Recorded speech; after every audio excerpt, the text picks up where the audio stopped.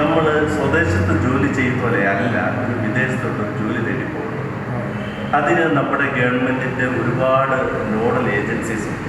നോർക്ക പോലെ nodal agencies, അതുപോലെ POE, പിന്നെ നമ്മുടെ ഈ റിക്രൂട്ട്മെൻറ്റുമായിട്ട് ബന്ധപ്പെട്ട് കമ്മീഷൻ ഉൾപ്പെടെയുള്ളവർ ഇൻവോൾവ്മെൻറ്റ്.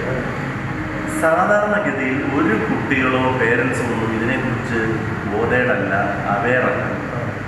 ഇതാണ് ശരിക്കും ഈ ഒരു രംഗത്ത് എപ്പോഴും പത്രവാർത്തകളിൽ സ്ഥാനം പിടിക്കുന്ന തട്ടിപ്പുകൾ, വിസ തട്ടിപ്പുകൾ വരുന്നതിൻ്റെ കാരണമാണ്. ഞാനിവിടെ ചെയ്യുന്ന പ്രധാനപ്പെട്ട ഒരു കാര്യം ഈ വിദേശ ജോലിയായിട്ട് ബന്ധപ്പെട്ടുള്ള ഒരു ഗൈഡൻസാണ്. അത് അബ്സല്യൂട്ട്ലി ഫ്രീ ആണ്. ആർക്ക് വേണേലും എപ്പോൾ വേണേലും എന്നോട് കാര്യങ്ങൾ ചോദിക്കാം. എൻ്റെ അറിവിനൊത്ത് ഞാൻ ആ കാര്യങ്ങൾ പറഞ്ഞു. അബ്സല്യൂട്ട്ലി ഫ്രീ ആണ്. എങ്ങനെയാണ് ഒരു വിദേശ ജോലിയായിട്ട് ബന്ധപ്പെട്ട് നമ്മൾ ആരെയാണ് അപ്രോച്ച് ചെയ്യുന്നത്? ഒരു ഏജൻസി ആണെങ്കിൽ അവർക്ക് ലൈസൻസ് ഉണ്ടോ? ആ ലൈസൻസ് ലൈവാണോ? ഏതൊക്കെ രീതിയിലാണ് ഇതിൻ്റെ കാര്യങ്ങൾ നടക്കുന്നത്? വിസ പ്രോസസ്സിങ് എങ്ങനെയാണ്? ടിക്കറ്റിൻ്റെ കാര്യങ്ങൾ എങ്ങനെയാണ്? അവിടുത്തെ തൊഴിലിടങ്ങളിലുള്ള വിസയുടെ സ്വഭാവം എങ്ങനെയാണ്? ഇതെല്ലാം നമ്മൾ പറഞ്ഞു കൊടുക്കണം. അതിൻ്റെ ഉത്തരവാദിത്വം നമുക്ക് ഓരോ പൗരന്മാർക്കുണ്ട്. അതുകൊണ്ട് സാറിൻ്റെ ചോദ്യം ഞാനിത് പൗരന്മാർക്ക് ഇടുകയാണ്. കാരണം അവരെല്ലാം ഇത് അറിയേണ്ടതാണ്. അവരിതെല്ലാം അറിഞ്ഞു കഴിഞ്ഞാൽ ഈ തൊഴിൽ രംഗത്ത് ഒരു തട്ടിപ്പും ഒരാൾക്കാർക്കും ഒരു ഏജൻസിക്കും പറ്റത്തില്ല. അപ്പം ഇതിൻ്റെ ഗൈഡൻസാണ് ഞാൻ ക്ലിയറായിട്ട് പറഞ്ഞത്. ഒരാൾ എങ്ങനെയായിരിക്കണം, ഒരു തൊഴിൽ തേടുമ്പോൾ എന്തൊക്കെ അറിഞ്ഞിരിക്കണം, ഇന്ത്യൻ MSc വഴി പോകേണ്ട കാര്യങ്ങളാണ്, അതിൻ്റെ കാര്യങ്ങളാണ്, ആരെ അപ്രോച്ച് ചെയ്യണം, എന്തൊക്കെ അറിവുകൾ നമുക്ക് വേണം എന്നുള്ളൊരു കാര്യം സത്യം പറഞ്ഞു കഴിഞ്ഞാൽ ഈ 19 വർഷമായിട്ട് ഞാൻ എല്ലാവർക്കും പറയും. എൻ്റെ അടുത്ത് വരുന്ന എല്ലാവരും അത് എനിക്ക് എൻ്റെ ഇൻസ്റ്റിറ്റ്യൂട്ടിൽ അഡ്മിഷൻ എടുക്കണമെന്നൊന്നും ഒരു നിർബന്ധവുമില്ല. പബ്ലിക്കിന് ഏത് ആവശ്യം വന്നാലും എന്നെ വിളിച്ചു കഴിഞ്ഞാൽ എൻ്റെ അറിവ് വെച്ചുള്ള അവരെ മിസ്ഗൈഡ് ചെയ്തിട്ടുള്ളൊരു ഉറപ്പ് എനിക്ക് കൊടുക്കാൻ പറ്റും. അങ്ങനെ ഒരുപാട് റിലേഷൻസ് എനിക്ക് മെയിൻറ്റെയിൻ ചെയ്യാൻ ഇപ്പോഴും പറ്റിയിട്ടുണ്ട്. അതാണ് എനിക്ക് അതിനുള്ള ഒരു മറുപടി.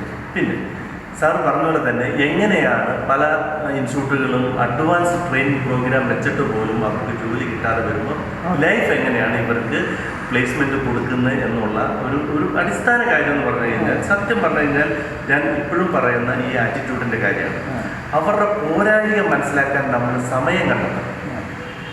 എല്ലാവർക്കും ഈ പറയുന്ന അക്കാഡമിക്സ് കാണാം, മറ്റു പല കാര്യങ്ങൾ കാണാം, ഇതെല്ലാം ഉണ്ടെങ്കിൽ പോലും അവരുടെ ചില നെഗറ്റീവ് സൈഡോ ജോലി സ്ഥലത്ത് അവർക്കുണ്ടാകാവുന്ന പ്രശ്നങ്ങളോ അത് നമ്മൾ ശരിക്കും എക്സാമിൻ ചെയ്ത് അതിന് ഒരു പരിഹാരം ഉണ്ടാക്കിയാൽ തന്നെ അവരുടെ ലൈഫ് ഒരു വലിയ വ്യത്യാസത്തിലോട്ട്. ഇത് കണ്ടുപിടിക്കണമെന്നുണ്ടെങ്കിൽ നമ്മുടെ ഈ 3 മാസത്തെ കോഴ്സ് വേണം.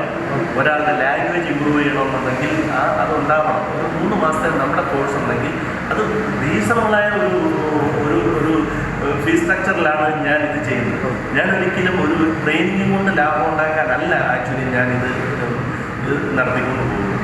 ഞാനത് ഉദ്ദേശിക്കുന്നത് തൊഴിലിടങ്ങളിൽ നല്ല കുട്ടികളെ അവർക്ക് കൊടുക്കാൻ പറ്റും. ആ എംപ്ലോയേഴ്സിൻ്റെ അവരുടെ സാറ്റിസ്ഫാക്ഷൻ എനിക്ക് എപ്പോഴും ഈ പറഞ്ഞ പോലെ എത്രയോ എംപ്ലോയേഴ്സ് അവിടുത്തെ LLC ഗൾഫിലുള്ള LLCകൾ നേരിട്ട് എനിക്ക് വർക്ക് തരുന്നു. അതിൻ്റെ കാരണം അവരെ സംബന്ധിച്ച് അവരുദ്ദേശിക്കുന്ന കുട്ടികളെ കൊടുക്കാൻ നമുക്ക് പറ്റുന്നുണ്ട്, അവരുദ്ദേശിക്കുന്ന ട്രേഡ് കൊടുക്കാൻ പറ്റുന്നുണ്ട്, അവരുദ്ദേശിക്കുന്ന ആറ്റിറ്റ്യൂഡുള്ള ആൾക്കാരെ കൊടുക്കാൻ പറ്റുന്നുണ്ട്. ഇതൊരു നിസ്സാര കാര്യമല്ലെന്ന് അവർ തിരിച്ചറിഞ്ഞ് അവർ ആ സപ്പോർട്ട് തരുന്നുണ്ട്. നമ്മുടെ കൊച്ചിയിലെ എല്ലാ പ്രശസ്തമായ ഏജൻസികളും ഞാനുമായിട്ട് നല്ല സൗഹൃദത്തിലാണ്. കാരണം എൻ്റെ കുട്ടികൾ എങ്ങനെ പെർഫോം ചെയ്യുന്നു, ഡേ വന്നിട്ട് എങ്ങനെ പ്രൊഡക്റ്റീവ് ആകുന്നു വളരെ വ്യക്തമായിട്ട് അവർക്കറിയാം. ഇത്ര വർഷത്തെ ബന്ധമാണ്. ഇതിനൊരു പരസ്യത്തിൻ്റെ ആവശ്യമില്ല. പരസ്യം എന്ന് പറയുന്നത് അവരവർക്ക് അനുഭവത്തിൽ വരുമ്പം അവരോട് പറയുന്ന പേരൻസ് പറയുന്ന അല്ലെങ്കിൽ കാൻഡിഡേറ്റ്സ് പറയുന്ന അവരുടെ അനുഭവ സാക്ഷ്യമാണ്.